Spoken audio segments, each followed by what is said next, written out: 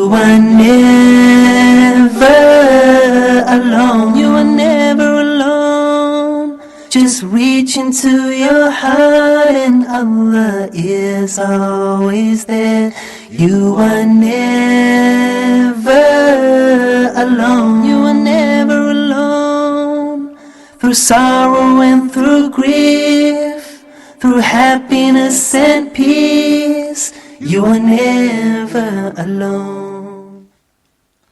Assalamu alaikum, how are you? A new episode of Family Issues.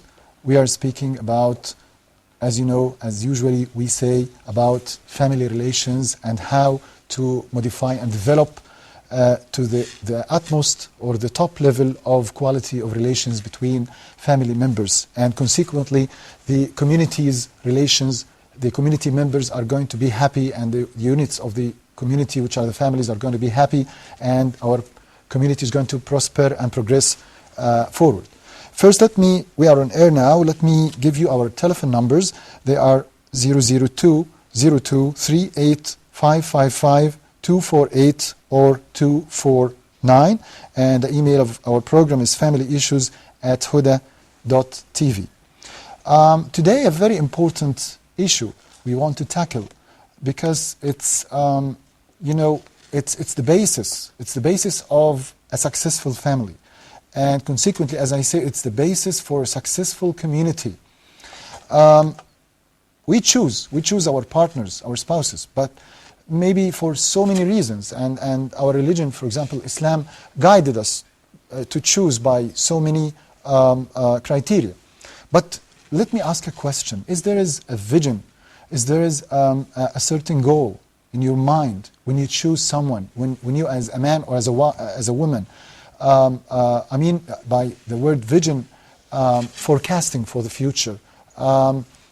It's not just to choose the ideal or the suitable person with you, but do you have a mission together? You are going to invite people for something. You are going to disseminate a certain idea. This is the point, actually. And maybe to be more deeper in this, what's more important to my mind is the way you are going to implant your ideas and then follow them up. In other words, I want to say what's called the family meeting habit. How to have a habit of gathering together in a good way and reminding each other with the memories and reminding each other with the treaties or the ideas we are going to make, and the hopes and the wishes we are going to fulfill, inshallah, in our future. Also, in other words, I want to say that family quality time is very important, because all the time we are having tasks and duties and jobs and things to fulfill and things to follow up, and the concerns of life, so we get distracted from the track. We want to be focusing on the track, the vision, I mean. I don't want anyone to distract you from your aim, from your goals. Sometimes, for certain reasons, some other people who do not like this choice, this family, may make a trick to distract you and let you be concerned with other, to my mind, peripheral, non-central, non-important issues, like, for example, getting money and things, and distracting you away, as I say, from the track. Let me first remind you that what's a family? The question is, what is a family? A family is a group of people who loved each other or liked each other and wanted to live together, and consequently they put to themselves a target, a common goal. In order to fulfill this goal, they have to have a certain way to follow up, timetabling or some way to organize their way of following up the fulfillment of these goals. They have to have times to meet each other, because how come they are going to fulfill these aims or these wishes without meeting together? By telephone, by thinking about what they hope to do? No, of course. We have to be on the ground and think practically and be face to face, maybe in the form of a meeting. And you know, I think to raise a child in the environment of, or the homeostasis, in medicine we have an expression called homeostasis. Homeostasis means a good quality of environment that surrounds the cell or surrounds the person. If a child is raised in a community or in a family who are caring so much about meeting together at regular times to revise what they have said and to follow up and to fulfill the aims and the targets every member in the family wants to do, I think this is a good habit, and he's going to develop in a very good atmosphere or homeostasis. Let me also, before we have so many items in this series or this episode, we are having a very important report and a very eminent guest talking about this issue. Let me first answer some of the emails that have came to the program happily. And by the way, we are so happy to meet your telephone calls or emails. Assalamu alaikum, brother. MashaAllah, in this program is very good, brother. I would like to know about the brain food to confirm whether it is about popcorn you told this episode in Huda. Because my son is not at all concentrating in class. Even if come home, I have to sit with him to teach him. He is now 10 years old in grade 6, and I'm very worried about him. I sometimes get angry and even beat him. He takes about 2 hours to study one answer, so he can concentrate only on one subject a day, that also only one answer. I do not know why, but he's very interested in playing, watching football and TV, etc., but very lazy to study. As regards the brain foods and this idea of brain foods, yes, specifically about popcorn. Yes, popcorn is one of the brain foods, and this is astonishingly one of the infos or the information that so many people do not know. If you just, for example, every Sunday give your child a box of popcorn in front of TV or while he's doing any activity, you are putting a brick in the pyramid of intelligence or the pyramid of brain maturation of this child. Also, I've described, well, let me make another series or another episode about brain foods, but just to give you some idea, as we have said, yellow lentils are called the brain kumbu, for example. It's very rich to the brain. Also, what they call the okra and the pumpkins are full of omega-3 and omega-6, which are very important for the coverings of the nerve cells, the myelin sheath I've told you about before, and I'm sure, deadly sure, we are going to make an episode about this, so be calm about that. The other point of the question is the hyperactivity or the inattention. As I told you before in one of the series, I think it was not the last one, the one before the last, it was fully about attention deficit, if you remember this, but we promising we are going to make another episode about this. Well, all children are not focusing well, let me tell you, especially boys, because they want to play, they want to discover, and this means that they are very intelligent, the IQs are very high. This doesn't mean that he is a bad person. And please, let me continue speaking about such ideas, but first we have to have a break and then come back to you and continue what we are saying. Thank you. Never alone. You are never alone.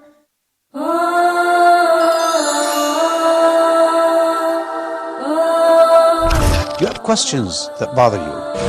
What about issues of concern to you? Would you like to share things on your mind with us? Are you interested in solutions based on an Islamic perspective?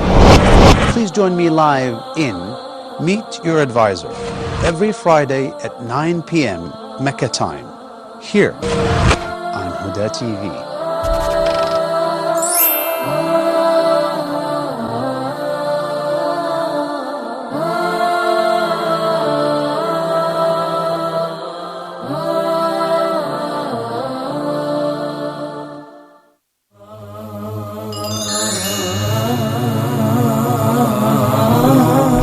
Allah is beautiful and He loves beauty, So is it logical to say all plastic surgeries are lawful in Islam to bring or to regain beauty? It is very misleading questions. Need a very accurate and firm answers. Let us set up the rules and principles to cover all plastic surgeries in Islamic law. How Islam does legalize niqab or veil factor in our modern life? Is it fair to suggest that it is more cultural than it is Islamic? I would rather to answer these questions by just suggesting very shocking fact about niqab. Are you ready for that? How Islam does legalize polygamy when Islam always says that respect natural instinct and natural feelings, and knowing that not a single woman does accept anyone to share her in her kingdom. All what you have said is true. But is there any difference between your natural instinct and your natural desires? Or maybe between your interest or what you wish to have? Or maybe your interest and other interest? Is it true that anything came after the Prophet ﷺ regarding this deen to be considered as a bid'ah, innovation? Is neither this nor that?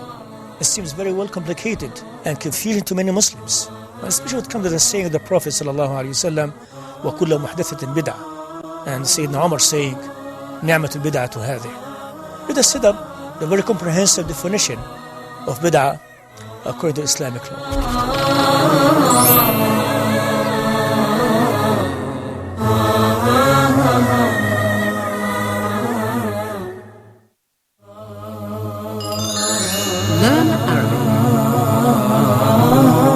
As everyone knows, today Arabic is considered as very important, very significant language.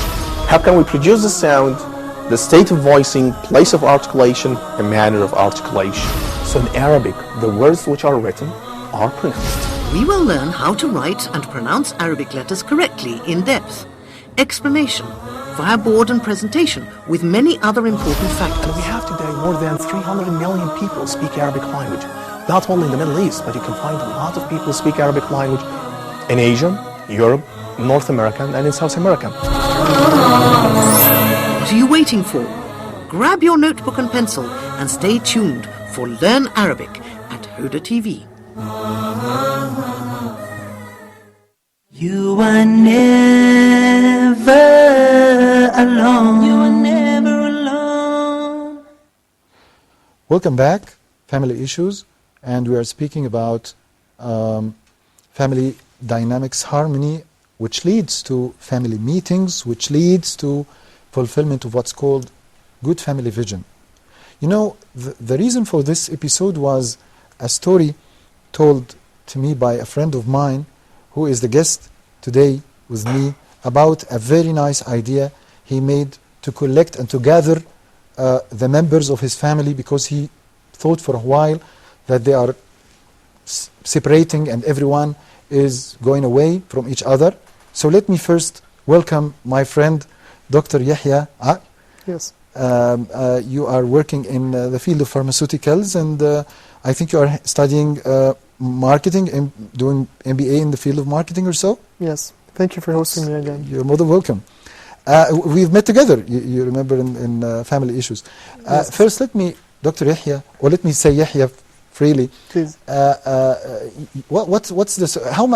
First, tell me how many brothers or sisters or the members of the family you are? Okay. Well, we're a family of 3. Yeah. 2 brothers and a sister. Yeah. Where is the father and the mother? My dad and mom, they live in, they're currently out of country, they're in Kuwait. Yeah, okay. So usually we're spending our times together, me and my brother and sister. Okay. Ahmed and Hiba. So, that's very nice. I wish to meet them together, but One maybe day. this, yeah. Well, you told me you were living in Egypt. Mhm. Everyone is interested in his field. Yes. And in a short time you noticed something. What was this thing? Well, you notice that in life, each one of us got consumed with his activities, with his work, with his profession. Yeah. Each one of us got consumed with his life. Yes. I'm doing a master's degree, and so is my brother, Yeah. my sister as well, but each one in a different field. Yeah. You are the older one? No, I'm the youngest. Yes, the youngest. Really.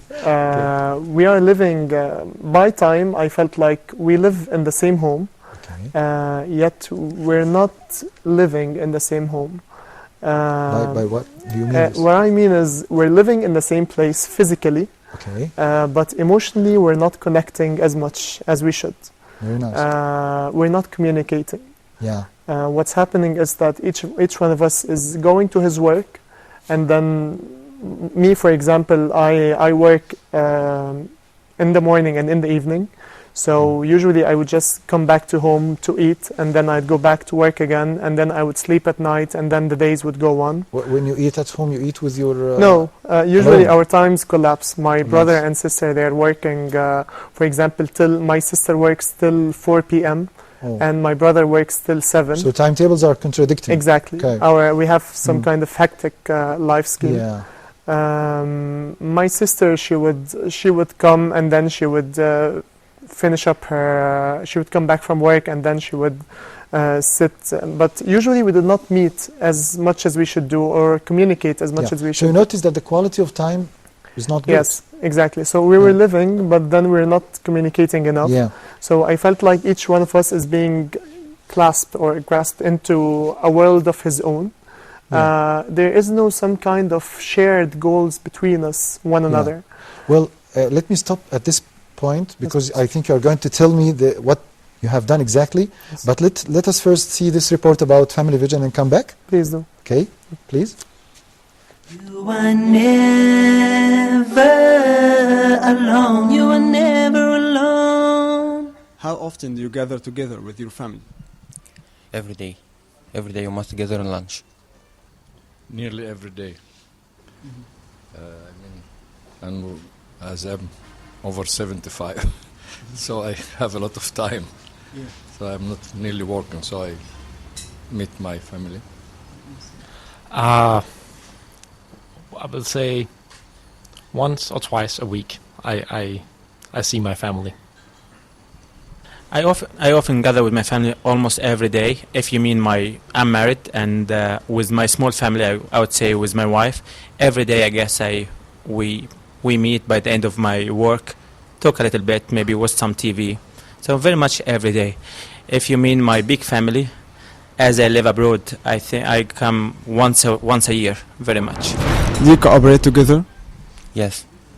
We cooperate when someone have a problem. We must find a solution together.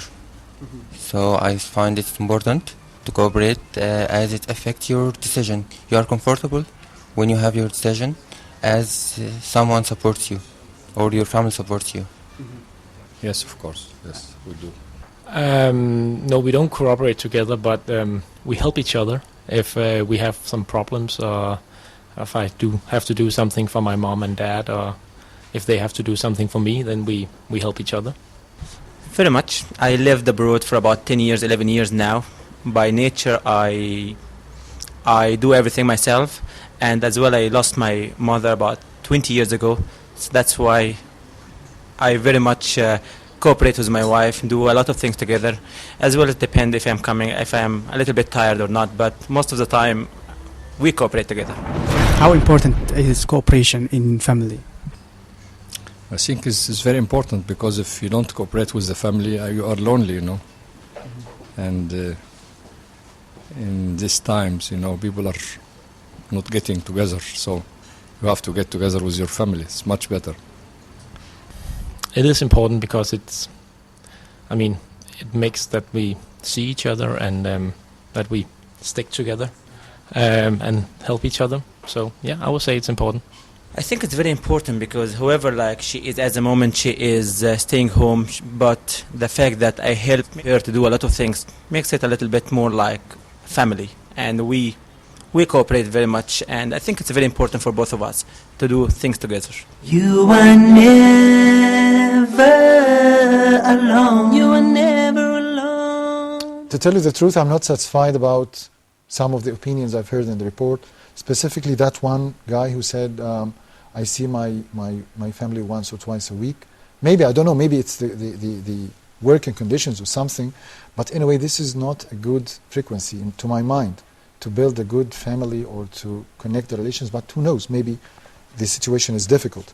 Anyway, establishing family rules, like family meetings, a weekly family meeting at least, regular one, to discuss. For example, I have a desire for something, I have to do something. This is very important. Anyway, this I think was the idea of Dr. Yahya. Tell me please, Yahya, tell me now, what you have done to solve the problem? Okay.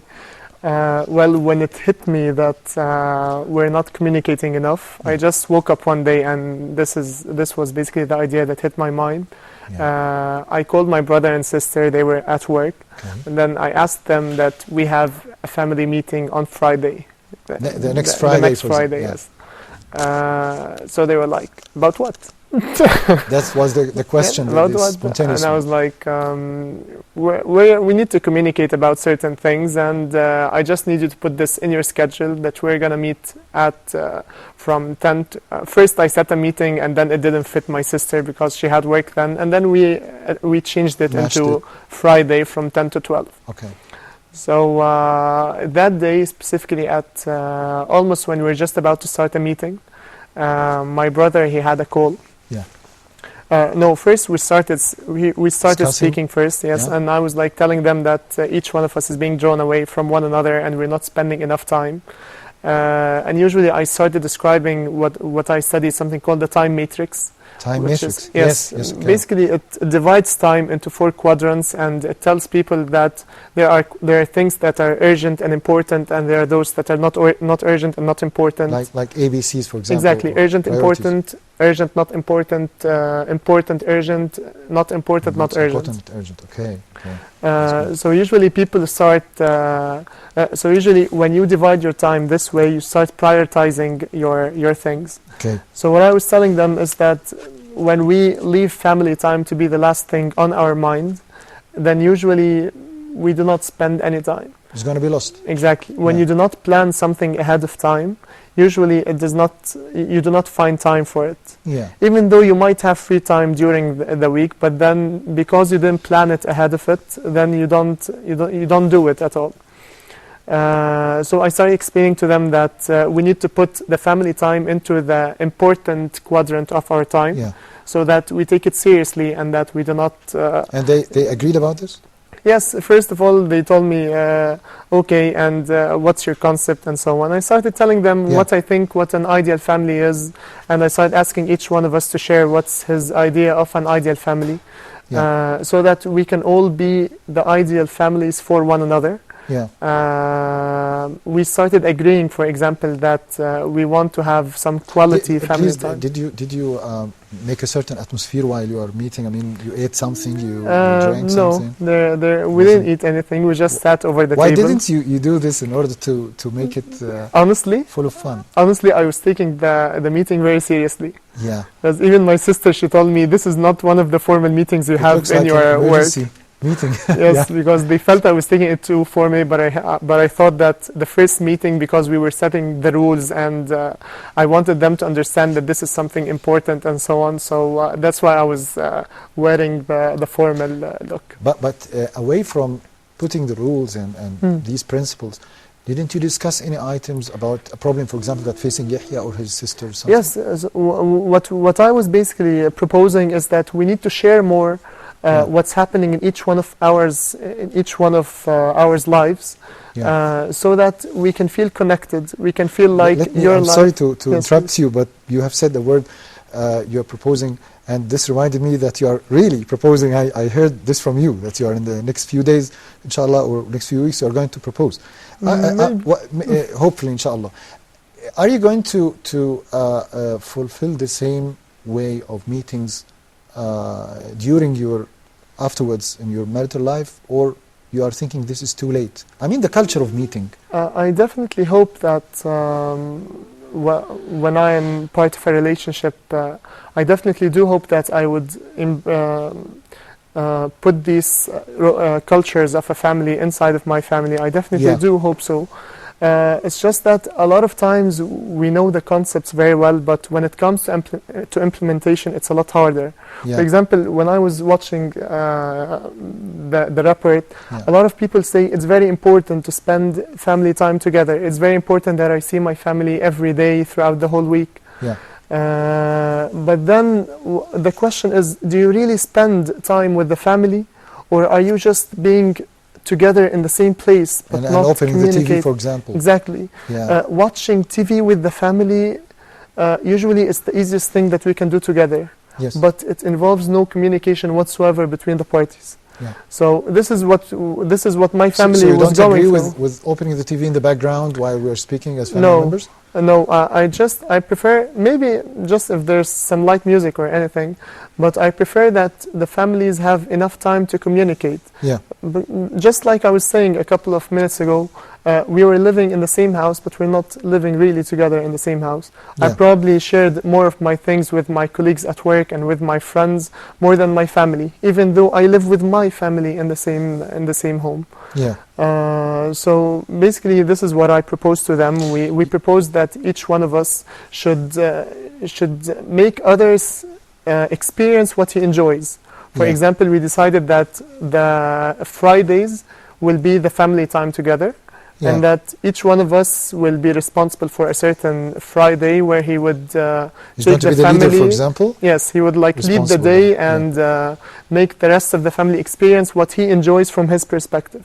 Yeah. This kind of bridges the gap between the people, and it makes them see the enjoyment of through different people's eyes. Yeah. So this is what we propose. You know, yeah, I think if I theoretically raised my child in the way from the very beginning, a young child who Yes. attends these meetings between, for example, a man and a wife, and I don't want to make it look, as you have said Formal. before, formal. Mhm. It's not, yes, it's not like we are in a firm or a company and we're making a meeting, a timetable, but it should be, in a way or another, similar to this, because it has also to have some sort of sacredness. I mean, it has to be respected. Definitely. Yes. So I think if you raise a child, you told me this, I think before, that if you raise a child in this way, you have said, you told me, and all the time the child is hearing family goals, family aims, family wishes, in the future is going to have his I agree. personal Well, wishes. when you raise a family, it's in my perspective, maybe I didn't raise a family yet, but what I'm sharing is through my readings and my experience with other people who started sharing with me their lives. Yeah. I believe that when people do things together, it's what brings them together. Yeah. Okay, it's so if you share with the family, maybe when you tell a child that we have a certain goal and so on, maybe he would not understand what a goal is. But when you tell him that, like for example, we want to reach somewhere, we are hoping that, for example, in 2 years we take you and go to Disneyland, whatever. For example. Then he would, example, appreciate why we're saving money instead of buying food out every day. You mean that every member of the family is going to... Every member participates in setting the goals of the family. Yeah. Exactly the same, with my brother and sister, it's exactly the same. Yeah. When I make my brother and sister part of my decisions, they Yes. feel involved. They do not feel like I'm selfish. Yes. Because usually this is the attitude that I was getting from my sister. Yeah. She was feeling like I'm giving all my time to my work.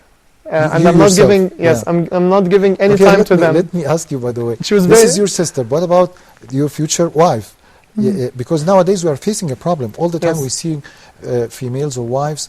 One episode, I don't know, this was the one you attended or not.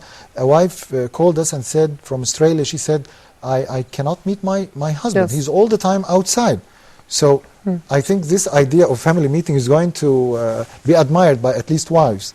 Definitely. Okay, so you are going to abide by this. And husbands as well. Yeah, I think husbands usually want to get out of this. I think that people who have a concept of a good family, they want the family to work out.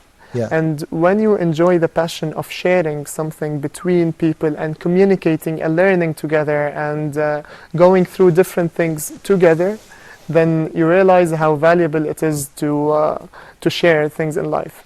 But if you discover that your partner or someone doesn't like tying, I mean, you know, don't tie me into ties. Just I want to feel free. Mm-hmm. What do you answer in this case? Do you think that this is ideal or not? What I mean, concerning goals, concerning setting goals, this is a tie to them? Concerning setting family meetings, rules. Well, I guess that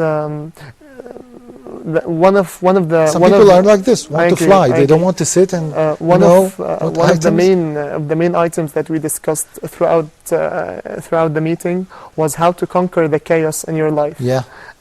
It's very important to realize that lots of people will try to take you away from the family. Lots Yes. of people who do not have the same family concept, they will make you sound, they will tell you that this sounds ridiculous. What do you mean you want to have time with the family? Come with us. Usually this is Yes, this is usually what happens. People how you are going to take resist this? Your old friends. Well, You I are guess new, I guess that it stems from the fact that when each family member values the family, Yeah. it's his role to participate with them in at least some things.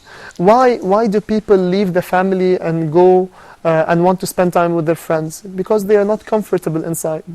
Yeah. Because the environment in the family is not helping Yes. them to feel like they're accepted for who they are. Yeah. And instead, they're being judged or they're being criticized. When the environment inside the family is not a welcoming, accepting one, then the family members, they go outside. You know, Yahya, you reminded me with a case yesterday was in my clinic, a man and his son. His son is a teenager, and the whole story was that the man wants his son to keep at least for 1 hour with him at home. Most of the time, the boy is wanting to link with groups and friends, chit-chatting together. Even when he is at home, he is on the Facebook or on the Twitters or something like this. So the boy wants to live freely, and the father wants him to share. Yes. But does the father want him to share, but he will judge him in the end? Yes, that's maybe the thought. Yes.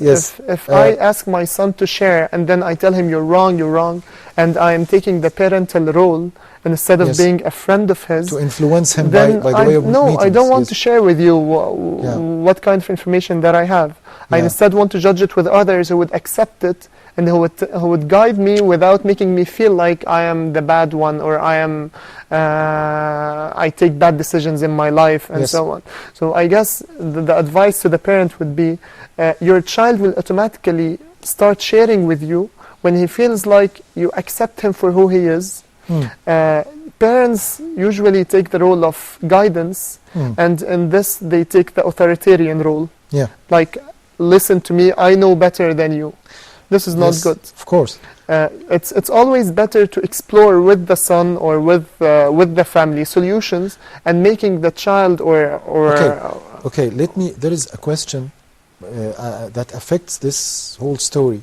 The timing you chose to start this rule, I don't know it's ideal, proper or not, because maybe from your age and your sister and the whole family, every one of you is approaching a new life. Okay? Exactly. So it seems as if it's the end of the life of this family. Everyone is going to intermingle another family. And also the boy I was speaking about, is it the time too late for the father because he didn't raise the child? He was, as you have said, influential all of the time until he reached teenage, the time when every teenager wants to separate already automatically. He wants to mix with others. And you are telling him, now come back, we want to sit together. So I guess this usually starts like from the age of 12 or 13 when the child or when guys, they feel like they want to have an opinion and to be respected for who they are and so on. So I guess what the parent needs to do is that he needs to prove to the child that he respects him for who he is, or for the guy actually, for who he is, and support him in his decisions. Let me have a break first and come back to continue our talk. Okay. Never alone. You are never alone.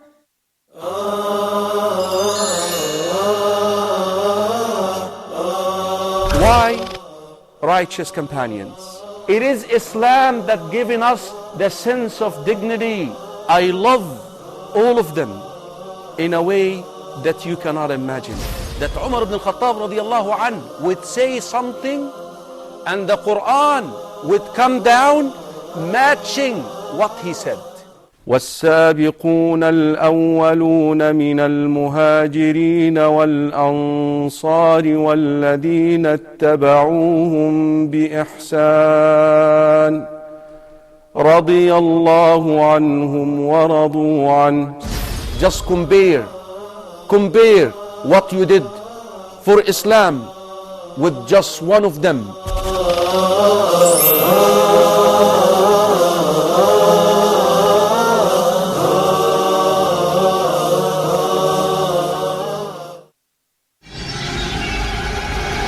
Dear viewers, Hoda programs can be watched in the English section of the in-flight entertainment directory on board all Saudi airline flights, domestic and international. Sit back, relax and enjoy watching Hoda's entertaining and enlightening shows on your trip. Hoda wishes you a safe and successful journey. Hoda, a light in every home. Islam Unveiled. Who is God? Who is the Lord of Muslims? Whom do Muslims worship? And the fifth pillar of Islam was to perform pilgrimage to the ancient house of God, which was built by the angels first, then reconstructed by Prophet Abraham, peace be upon him, which is located in the most holy city on earth, that is Mecca. So we believe in those books as they have been mentioned exactly in the Quran. Prophet Muhammad, peace be upon him, have been receiving the Quran on intervals, segments by segments, chapters by chapters, parts by parts. It took 23 years for the Quran to complete its revelation. You claim that the Quran is not the word of God. How could you convince me that there is only one version? Dr. Muhammad Salah will cover issues related to Muslim worship, creed, books, and much more. So stay tuned for Islam Unveiled. You are never alone. You are never alone. Welcome back. We're speaking about family meetings and how to discuss the vision of the family, and it's not necessarily that all the members of the family have one vision, one aim, one goal. No, in the contrary, maybe everyone in the family has an opposing opinion, but we have to learn together to accept each other. Don't you think so? Yes, Dr. definitely. Yahya? Definitely. I mean, for example, I say something and you contradict with me, but this doesn't mean that you don't respect me, for example. This is very true. Yeah. This is very true. So, please, go on. Usually what happens is that my personal recollection of experiences in life make me see life through a certain perspective, makes me judge things from a certain viewpoint. So usually when I see one thing, I judge it and I say this would work this way. Yeah. However, my brother, for example, his experience in life, he sees it from a different way. Different view, yes. What happens is that usually we both see the same thing, but you see it from your side and I see it from my side. Just like the example where we're both looking at a half empty cup. I'm looking at the half full and you're looking at the half empty. Yeah. We're both looking at the same thing. Yeah. So your role as a family is to help one another see the same things in life from each other's perspectives. Yeah. Help me see something from your eye and I won't judge. And instead of just saying, no, this is wrong, this does not work, you shouldn't do this, this would definitely fail. Did you experience this in the family meeting? You have said the first meeting. By the way, did you follow other meetings, or it was once? No, we did it for each Friday. Yeah, so it became a habit. Yes, we're still trying to make it a habit. Please abide by this. Please, hopefully, this is the whole topic of the episode, and it's your idea. Yes, so we're trying to definitely. Don't you think that this gives family support? I mean, every week you sit together and you discuss, and I think it's a way to solve problems. Yes. Your sister's problem, but yeah, the topic, for example, every meeting, did you discuss any problem? Yes, we were the Friday after we went out together. Yeah. And then while I was in the car, I started telling them, Ahmed, share with us something about your work that we don't know. Yeah. And the same for my sister. We're just starting opening up different subjects together that's concerning each one's life, and trying to participate and being involved in one another's life. Yeah. I think this definitely brought us together and made us feel like I know what he's going through in his life.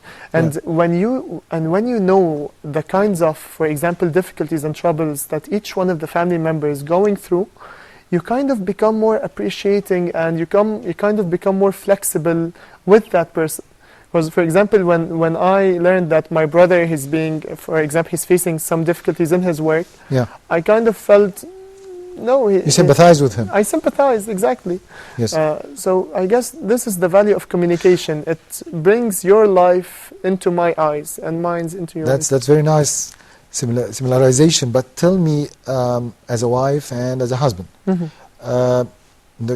contradicting with what you say, sometimes husbands get bored from what their wives speak about. Their topics are boring, and they are fed up, and all the time she's speaking and he's looking at the newspaper, reading and say yes, yes. So this is contradicting what you say. I mean, there's no sympathy in this case. Yes. And sometimes what interests you doesn't interest me. That's true. So I can hear you for 5 or 6 minutes, and then if you continued in this, I'm going to leave you and go. So what do you want to say in this?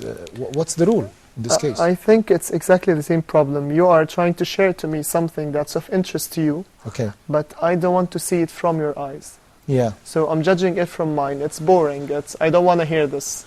Yeah. So I think it's the same. I think if you put an effort to listen to the person in front of you and understand that this is something that means a lot to someone who means a lot to you, Yes. then automatically that something, it would mean something to you. So it's not the way that because this person means something important to me, so I should give him what I think is important for him. Exactly. Yeah. Exactly. It's about There's great difference. treating. Yes. It's exactly like the saying: treat people the way they like, Yeah. not the way you like.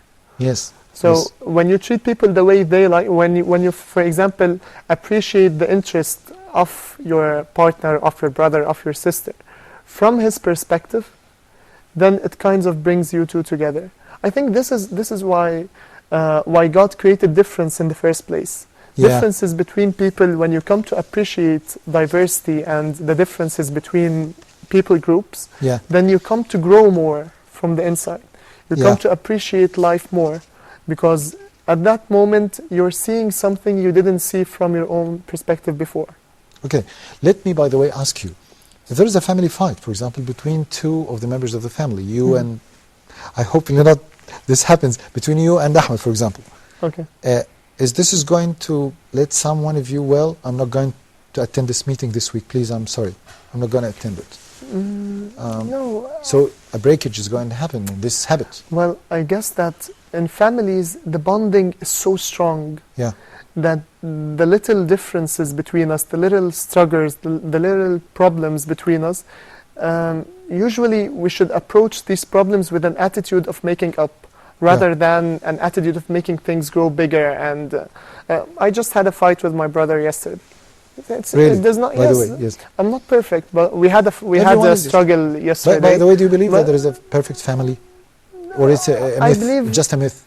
There is no such thing as perfect people. Yeah. We're on earth, remember? Yes, yes, remember.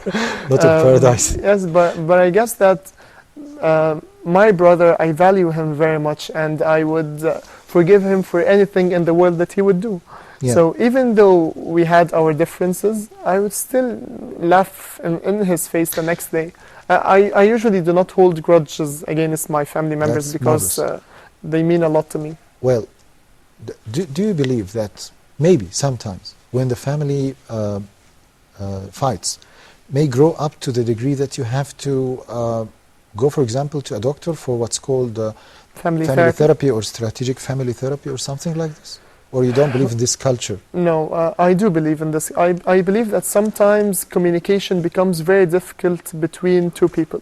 Yeah. And when communication becomes so difficult between two people and there's so much negative energy between the different parties, they start to not listen to one another. What do you mean by negative energies?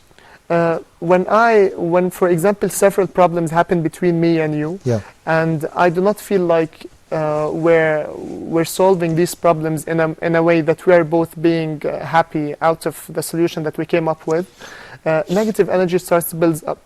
One time after another, after another, and then we start like there's some kind of negative energy or hatred between both parties. Yeah, yeah. When this happens, I I guess that we may need to resolve to a third party. So I think usually what a family therapist does is that he is someone who is very good at facilitating communication. Yeah. He is very good at hearing people out and bringing the best in each one of them with into one another. Yeah. So I'm not against the field of family therapy. Instead, I do believe that it adds. Sometimes you have to have an expert. Yes, sometimes it's you have to resort to an expert so that he would help you. Yeah. Okay. If the family is having something like a catastrophe or a crisis that threats the stability of the family. Mm-hmm. Here, the head of the family or the eldest one, for example, or so, is going to make what we call, for example, first aid or emergency managements. Mm-hmm. I think if we followed your opinion about the family meeting, this is rule number one, for example, to abide by having a regular meeting. Mm-hmm. If this happened, and as they say, hopefully not this happens, something like, for example, an economic crisis. We lost, for example, a great deal of money or something, and this made the family resilience unstable. Yes. Mm-hmm. So, to your mind, how you are going to, for example, and you became the leader for a certain reason. Mm-hmm. What's the first thing you are going to do, or put a list for this? Okay. I think the first thing I would do is that I would have a meeting with the family. I will share very frankly what the situation is currently. Yeah. And I would express my sincere attitude towards this problem that I want to help and solve it. Yeah. Maybe sometimes people feel like they lost a lot when they lose materialistic things. Yeah. But I guess what's important for a family is that they're together, they are happy, is that they value one another, and so on. I guess the family is the support that when you should be in a crisis like this, they are the ones that support you and put you together and make you feel safe and comfortable. Yes. Not the ones that would judge you and tell you that you failed and you brought us backwards. Thank you. So Thank you, this Dr. is Yahya. my perception of the family in this situation. I guess what we need to do is sit, and I just need to highlight one part. What makes relationships works and what makes others fail is two parts. Yes. Attitude and communication. Attitude and communication. Yes. If I approach a problem with an attitude that I will not solve this problem, my brain is so smart that it will give me all the solutions that I shouldn't continue. My brain will tell me, but she did this and did this and did this. But on the contrary, if I approach a problem and I want to solve, I sincerely want to bring this problem into an end and I want to solve, then I would think about all the good reasons that would help me. That's marvelous, Dr. Yahya. Let me quickly answer one email. This is an email came who said, Assalamu alaikum, I have a 4-year-old child, lacks interest in his school but loves to play. Another serious issue is he can't wear his shoes correctly. We always have to correct him and wear it properly for him.